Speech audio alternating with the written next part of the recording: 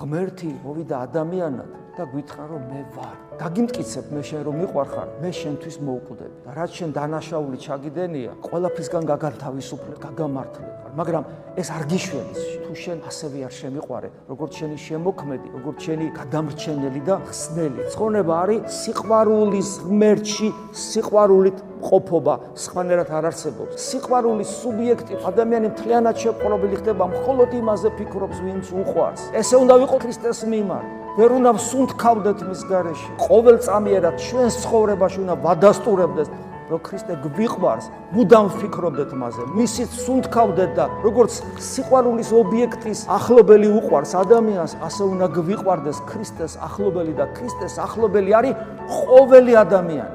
ყოველ ადამიანს რომ დაინახა, უნდა იყოს ეს ქრისტემ გამოძერწა თავის თითებით. მიუხედავად იმისა, რომ ეს ურევს, ქრისტე მისთვის ჯვარზე მოკვდა. გესმით, რას ნიშნავს ქრისტეს სიყვარული?